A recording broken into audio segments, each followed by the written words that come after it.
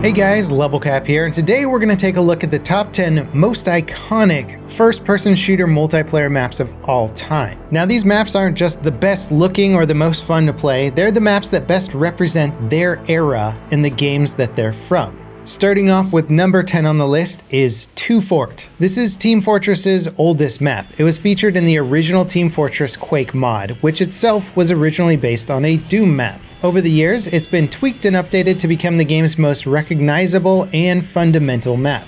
It's a playground for all classic Team Fortress mechanics: rocket jumps, sneaky spy flanks, clever engineer building traps. 2 Fort embodies all things Team Fortress. The later maps greatly expanded these concepts, with many placing emphasis on particular mechanics, but 2 Fort has remained one of the most popular Team Fortress maps ever, and it's synonymous with the game beyond just the gameplay. Team Fortress is all about red versus blue, a fight between two companies trying to destroy the other. 2 Fort is literally two forts facing each other on either side of a river. Players spend the entire match trying to scramble across the divide, killing each other in wave after wave of Team Fortress violence. Rust from Call of Duty Modern Warfare 2 was the game's ultimate 1v1 map. You couldn't smack talk someone while playing Modern Warfare 2 without a 1v1 me on Rust bro coming up at some point. Unlike other small Call of Duty maps, Rust is surprisingly complex and features a vertical tower at its center. Navigating the perimeter of the map will keep you fairly safe, but getting to the top of the central tower gives you a 360-degree view of the entire map. Few maps embodied the organized chaos of Modern Warfare 2 as well as Rust. Number 8 on the list is Blood Gulch, first appearing in Halo 1. Similar to 2 Fort, this map embodies the game's form. Blood Gulch is a classic base versus base in an open field, or box canyon, if you will. The terrain across the center of the map provides players with ample hills and valleys to hide in. Towards the sides of the map are alternate routes for players on foot to get across the field. These are where some of the best weapon pickups were, so they often turned into heavily contested choke points. Despite its simplistic nature, Blood Gulch quickly proved to be one of the best Halo maps ever made. It put all the gameplay in players' hands. There weren't complex buildings or tons of man-made cover to hide behind. You were at the mercy of your own movement and aim. Snipers could dominate on Blood Gulch. Vehicle experts could shift the front lines, and one player with a DMR could open up a flanking route to the enemy team's base. Since Halo 1, Blood Gulch has appeared as main multiplayer maps for every Halo title except ODST. It was also the stage countless red versus blue machinimas were set on. Regardless of where 343 takes Halo in Infinite, it's almost a guarantee that Blood Gulch will make an appearance. Map number 7 on this list is one that started a franchise. Wake Island for Battlefield 1942 is where gamers around the world learned that large-scale infantry combat could be a thing in video games.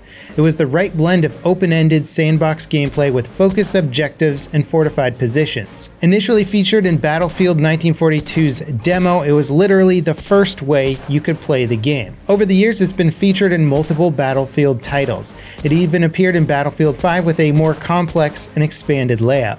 But the original map and its design principles have been a guiding force for many Battlefield maps over the years.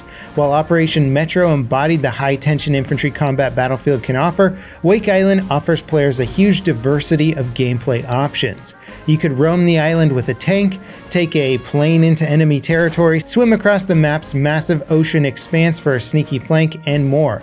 It was the ultimate demonstration of the original game's sandbox environment.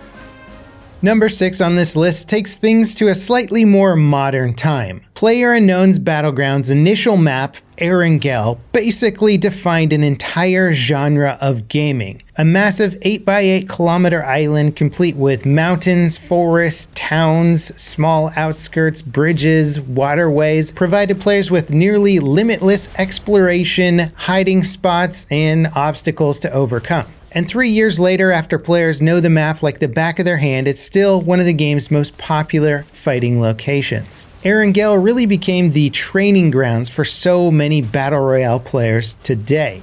Even if they've moved on to different Battle Royale games at this point, chances are you've played hours and hours of ERANGEL figuring out what Battle Royale is all about. Number 5 on this list is HOTH from the Star Wars Battlefront games. Star Wars: The Empire Strikes Back is considered one of the best movies in the Star Wars franchise for a lot of reasons, one of which is the incredible Battle of Hoth scene. The Empire's massive AT-AT walkers slowly lumbering towards the Rebel base as they desperately try to defend it. Battlefront's version of Hoth borrows from that tension, replicating the AT-AT's approach while throwing in all the heroes, stormtroopers, and rebel fighters you can imagine. In the original Battlefront games, Hoth was one of the most recognizable destinations to play on.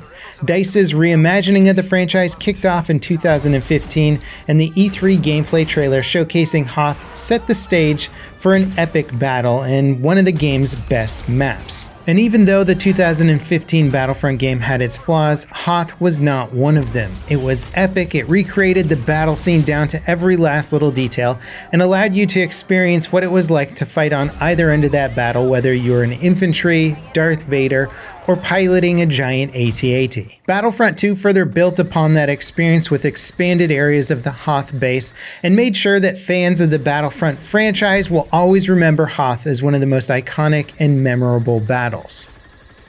Number 4 on this list is Facility from GoldenEye 007 on the Nintendo 64. Of course, GoldenEye is considered one of the most important FPS games of all time, so many of its maps are considered iconic or expertly crafted, but none as much as Facility. It's loosely based on scenes from the GoldenEye movie and features narrow corridors, bathrooms, offices, and all sorts of clever routes to navigate. GoldenEye is all about getting the best weapons and using flanking routes to surprise the enemy. It boils down the arena shooter genre to its basics and slows the gameplay down, forcing you to focus on map knowledge and aim. Facility showcases these principles in full form. On top of that, because it's based on the movie's iconic opening scene, it lends itself to a sort of real-world vibe that many of the game's other maps lacked.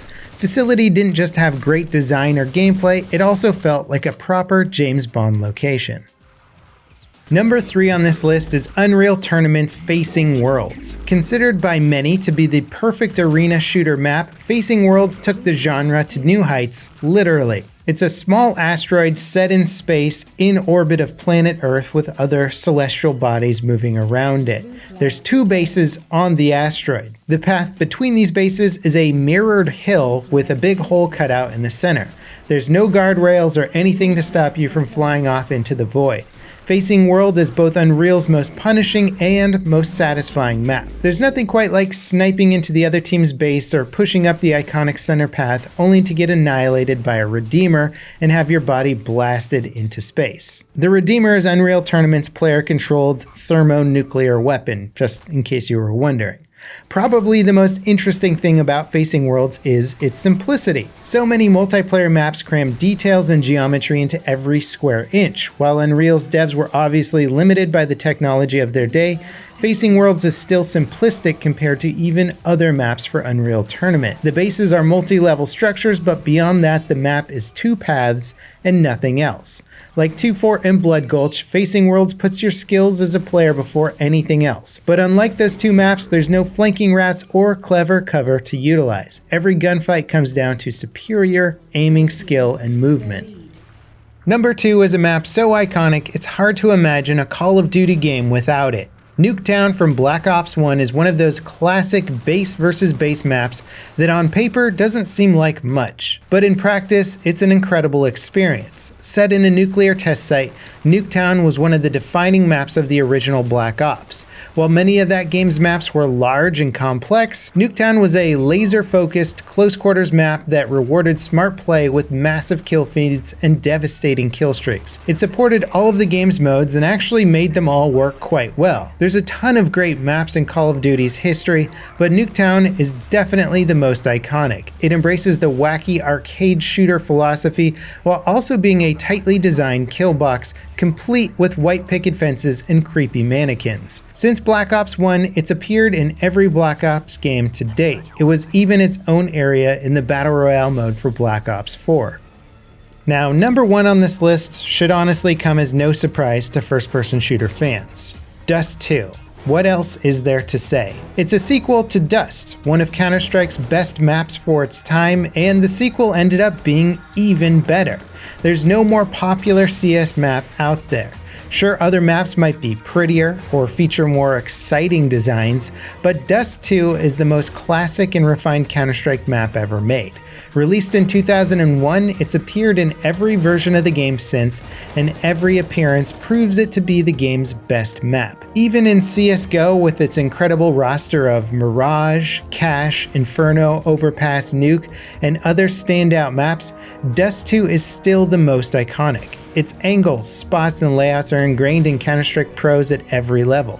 In fact, it doesn't even matter if you're a pro player or a total noob. Chances are you know the map inside and out. Of all the maps on this entire list, it's one of the best demonstrations of map design catering perfectly to gameplay. It's also one of the few maps Valve has remade without making massive alterations to its layout. Most other Counter-Strike maps have gotten extensive facelifts over the years that have fundamentally changed big chunks of their design, but not Dust 2.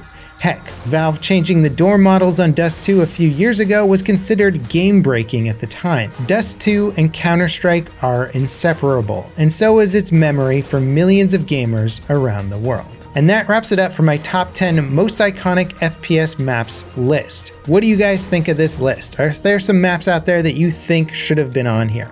We do make a pretty extensive list and try and balance it out to give good mention of different game categories out there. There's a lot of extremely iconic FPS maps out there, and it was hard whittling it down to only 10. Let me know in the comments what your favorite FPS maps were. As always, thanks for watching, guys, and I'll see you next time. This is LevelCap signing off.